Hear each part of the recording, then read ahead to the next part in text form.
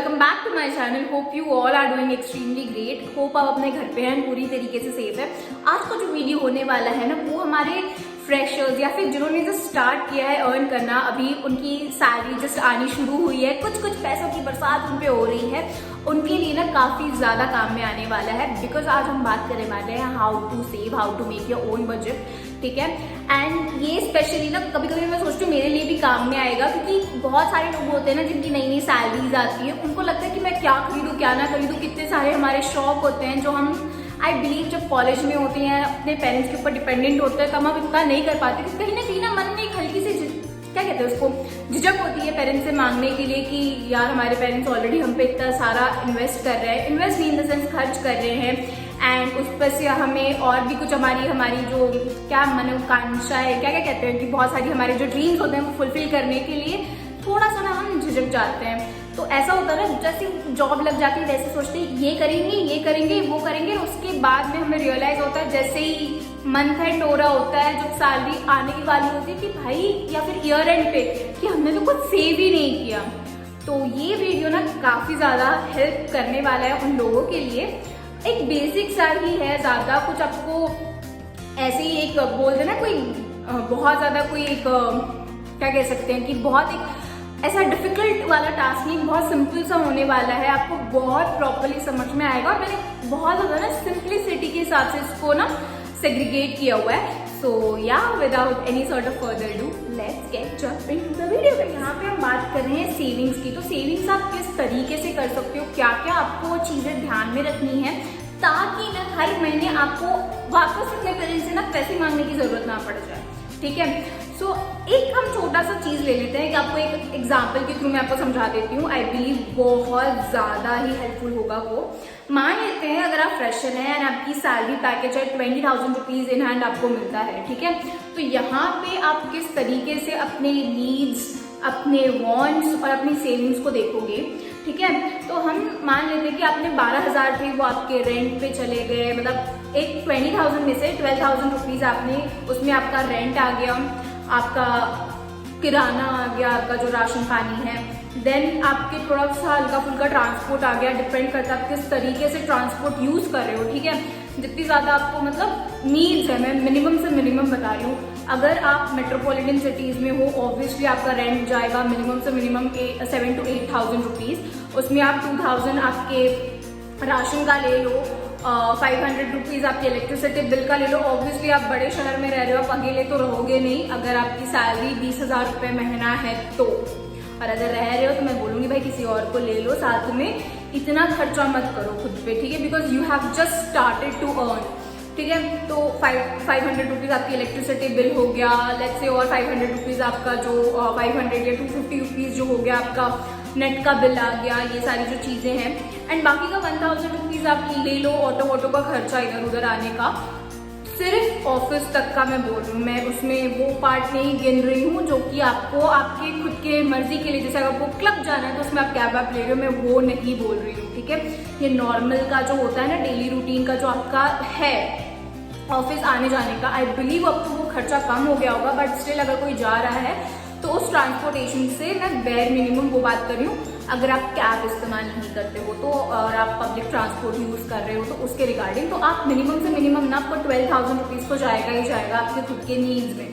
यहाँ पे भी आप थोड़ी बहुत ऊपर नीचे हो सकता है 500 और 1,000 रुपीज का, बट आई बिलीव उतना तो जाता ही है, ठीक है। तो ये आपके 12,000 रुपीज आपके जो है वो आपकी नीड्स हैं, वो आपके हर महीने जाएंगे ही जाएंगे।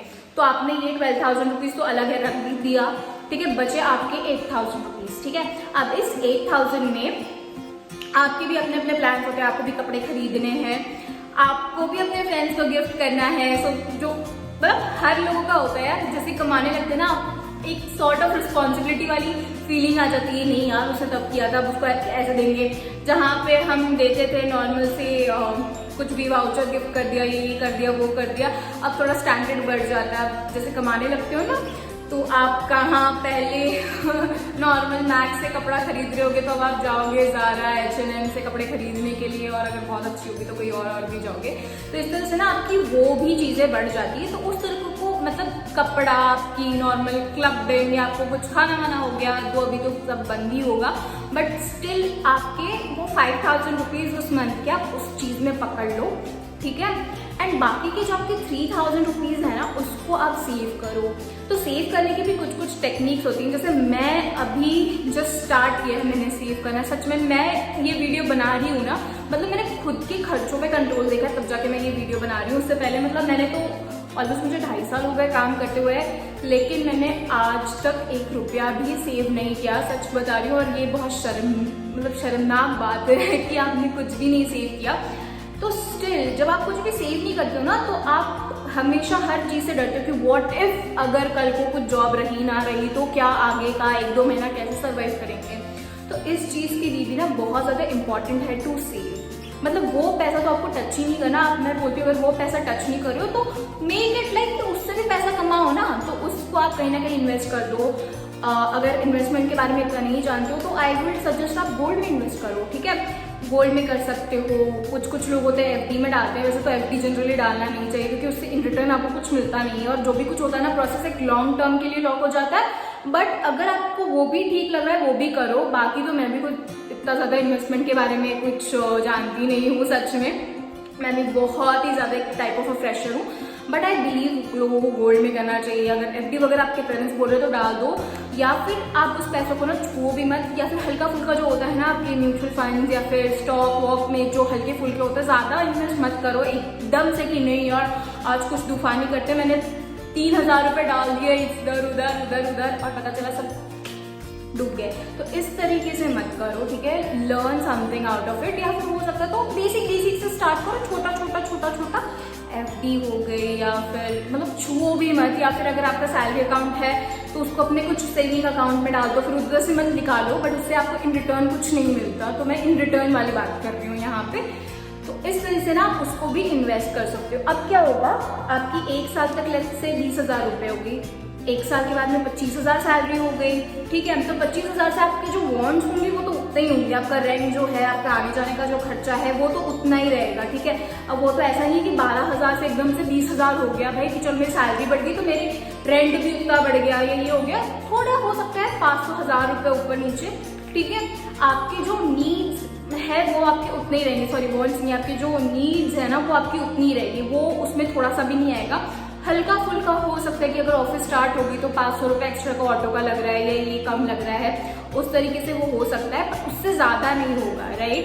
एंड आपकी जो नेसेसिटीज़ हैं उसमें अब अगर 25,000 हो गई तो आपके पास में 5,000 एक्स्ट्रा के आ गए, राइट। तो उस 5,000 में जहाँ पे आप पहले 5,000 रुपीज़ जब आपकी सैलरी 20,000 थी वहाँ पे आप अपने वॉन्ट्स पे 5,000 रुपीज स्पेंड कर रहे थे, तो यहाँ पे what you will do is कि चलो 1,000 रुपये एक्स्ट्रा का निकाल लिया, बाकी की जो बचे हुए 4,000 है वहाँ अकेले वापस से सेव करने मतलब सेव करने के लिए रख दोगे। तो अगर आप इस तरीके से देखोगे ना तो आपको जब होता है ना क्विक डिसीजन लेना होता है कि नहीं यार अभी हमें कुछ टाइम के लिए रेस्ट करना है, कुछ करना है, तो आपको कभी ना ऐसे टेंशन नहीं होगी कि शिट यार मेरे पास तो पॉकेट में कुछ है नहीं, मतलब कुछ भी नहीं है, ऐसा कभी नहीं होगा। एंड आई विल सजेस्ट आप इस तरह से वर्क करोगे ना, बहुत सिंपल सा तरीका है। देखो मैं भी कोई गुरु नहीं हूँ ना, मैंने कुछ ऐसा बहुत उखाड़ा है, कुछ नहीं किया, जितना बेसिक नॉलेज मुझे हो सकता था उतना मतलब मैं बता रही हूँ। एंड ट्रस्ट भी मेरा हाथ बहुत खर्चीला है, मतलब कभी कभी मेरी मम्मी बोलती है तुझे अंबानी का बच्चा होना चाहिए था, मैं सोचती हूँ पर ठीक है, बट टच छोड़िया मेरे पापा मम्मी जैसे कूल तो अंबानी नहीं होंगे, मतलब हाँ तो ना अगर मैं ये चीज़ मुझे हेल्प की है ना बहुत ज़्यादा, तो आई फील बहुत लोगों को हेल्प करेगी। What you have to do is आप नोट डाउन करो हर चीज़, और ये मैंने देखा मेरे पापा लोगों ना हमेशा करते हैं, तो उससे ना आपको पता चलेगा कि यार मैंने कितना स्पेंड किया था, कितना ज़रूरत थी और कितना ज़्यादा मैं अवॉइड कर सकता था। जैसे कि मेरा एक चीज़ होती थी ना, लेट्स से मुझे कोई इयररिंग पसंद आ जाती थी, तो मुझे अगर वो कलर की इयररिंग पसंद आ गई ना तो मुझे उस टाइप का ऑब्सेशन हो जाता कि मुझे हर कलर में वो इयररिंग लेनी है। द पैटर्न इज सेम, मैं उसको पहनूंगी एक बार ही, उसको भले ही वो उस ड्रेस के अलावा किसी और ड्रेस के साथ में वो जाए भी ना, बट मेरा एक होता था।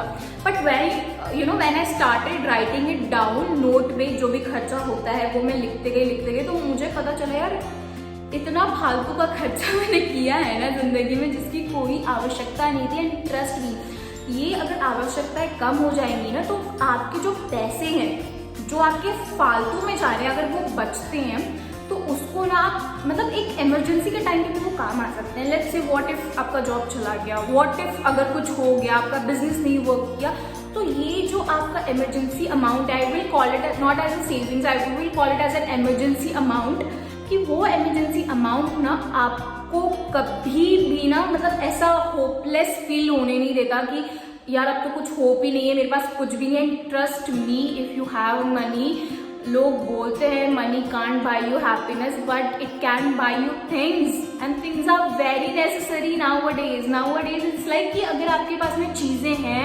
आपके पास में आप मतलब कोई भी चीज़ों के साथ में ना आप हो, मतलब आपके पास में जो भी नेसेसिटी की ज़रूरतों की चीज़ें हैं, आप मटेरियल्स अगर आपके पास में होते हैं ना, तो आपकी लाइफ बहुत इजी हो जाती है। और यहाँ पे ना then you will start realising कि हाँ, ये जो चीज़ें हमारे पेरेंट्स करते थे, हमारे पेरेंट्स बोलते थे, तो वो बेफजूल की बात नहीं करते थे, या फिर वो कंजूस नहीं बन रहे थे, वो ऐसे नहीं बन रहे थे, वो एक बहुत बोल सकते हो कि लॉन्ग टर्म के लिए होता है। And trust me, when you started earning, start you know writing your own, जो भी बिल होता है ना, वो लिखो कि आपने कितना कितना खर्चा दिया था।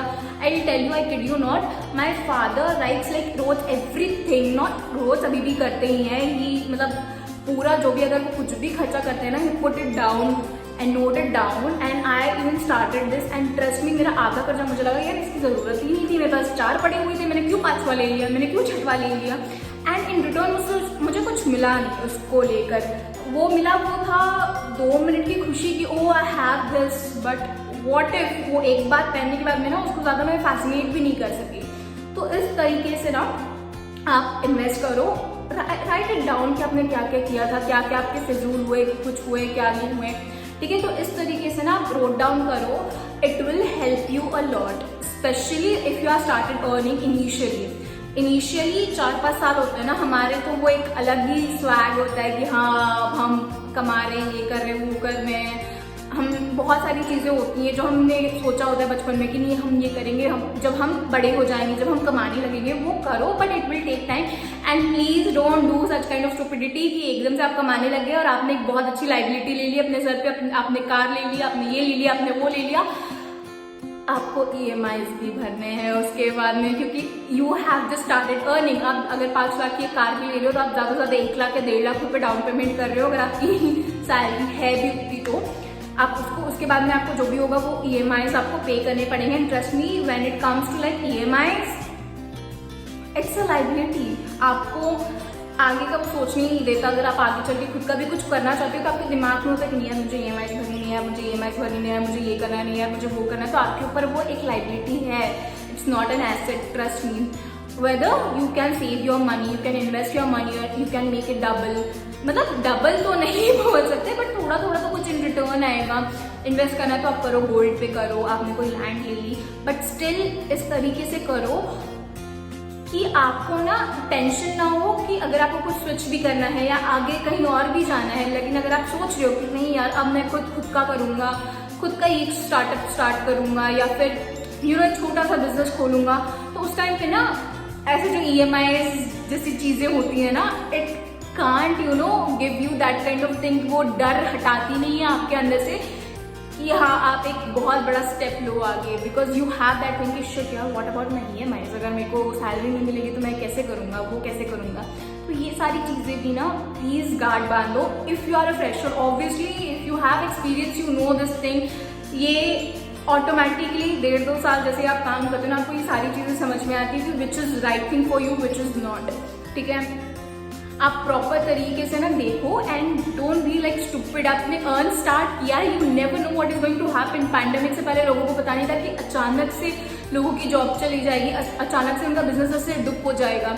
जिनका एक प्रॉपर प्लान था, प्रॉपर विजन था, वो तभी भी सर्वाइव किए, बाकी सब तो क्लूलेस हो गए थे कुछ टाइम के लिए। सो ये सिचुएशन अगर अभी आई है तो यू नेवर नो ना, 5 साल बाद भी आ सकती है, 3 साल बाद भी आ सकती है, 2 साल बाद भी आ सकती है, तब आप क्या करोगे, राइट। और व्हेन यू स्टार्ट अर्निंग ना, थोड़ा थोड़ा ना, मतलब अगर मेरी तरह बेशरम नहीं हो तो ना आप पेरेंट्स से भी नहीं मांगोगे। ये एक चीज़ मैंने बहुत देखी है, इवन मेरे साथ भी होता है, but still I become like little bit बेचना। मैं तो पापा से मांग लेती हूँ कभी कभी, बट अभी मेरे पापा में जूता फेंक के मारेंगे, बोलेंगे अच्छा ऐसा। बट सही मैं बता रही हूँ कि ये भी चीज़ होती है, once you start earning you have that kind of responsibility. जरूर ऐसा नहीं है कि ज़रूरत नहीं लगी तो मत मांगो, मांगो, your parents are there, but हर एक टचवुड मैं इतनी ब्लेस्ड हूँ कि आज भी पेरेंट्स से बोल सकती हूँ मेरे पेरेंट्स में है ऐसा समझते, बट हर एक का नहीं होता, राइट। तो आप उस तरीके से भी सोचो, ठीक है। तो यही था एक छोटा सा वीडियो, होपफुली हेल्प किया होगा। काफ़ी ज़्यादा लंबा खींच गया, सच में मैं बता रही हूँ, ये जो मैंने बोला राइटिंग टेक्निक है, you should start doing it. अपने खर्चों पे रखो, पूरा एक विजन रखो कि आप कितना करोगे, कितना नहीं करोगे, कितना सेव करोगे, क्योंकि at the end of the day trust me, लोग बोलते हैं मनी इज नथिंग, पैसे हाथ का मैल होता है। तो अगर ऐसा है तो भाई वो मेरे अकाउंट में भेज देना मुझे, I will be like more happy, trust me. कुछ नहीं होता व्हेन यू हैव, देखो कोई साथ दे ना दे, बट एक चीज़ हमेशा होती है, अगर आपके बैंक अकाउंट में थोड़ा पैसा होता है ना, आपको पता होता है ना कि आपके हाथ में कुछ पैसे हैं, तो आपको ना हल्का फुल्का डर नहीं लगता कि हाँ व्हाट आई डू नाउ, मेरे पास तो कुछ भी नहीं है, ऐसे कुछ भी नहीं होता, ठीक है। तो ये चीज़ को ना बहुत गार्ड बांध के दिमाग में रखना, specially someone who just started earning. सब कुछ करना है लाइफ में, हो जाएगा भाई, धीरे धीरे धीरे धीरे हो जाएगा। And when you like cross that age ना, ये जो भी हमारे अंदर जो क्रेजीनेस होता है ना, let me tell you one thing, this is like from age of like 19 से लगा के 25-26 तक होता है। उसके बाद में ना आप लोग पूरी तरीके से सेटल हो जाते हो, फिर आप एकदम सोवर टाइप के हो जाते हो। आपको पता होता है हाँ यार ये चीज़ मतलब की नहीं, ये फालतू है, ये फालतू ही रहने दो। तो उस तरीके से सोचो। एंड हाँ अगर थोड़ा सा भी हेल्प किया है ना ये वीडियो, तो प्लीज़ लाइक ज़रूर करना, शेयर जरूर करना। एंड मैं ना बहुत ज़्यादा अमेजिंग जो टॉपिक्स है ना, जो जिन लोगों ने बहुत प्रॉपर तरीके से, जिनसे मैंने सीखा था कि हाउ टू सेव लिटिल, वो सारे भी ना वीडियोस के लिंक आपको डिस्क्रिप्शन बॉक्स में दे दूंगी। आई नो मैं बहुत इन डेप्थ नहीं दे पाई, because even I started with a basic thing. तो मैंने सोचा बेसिक से ही स्टार्ट करते हैं लोग, इतना ज़्यादा मुझे भी एकदम वास्ट नॉलेज नहीं था। अगर आपको पता हो कि और किस बेहतर तरीके से मैं बता सकती थी, तो प्लीज़ कमेंट सेक्शन में ज़रूर बताना। एंड इसी तरह मुझसे प्यार करते रहना। Love you all, bye.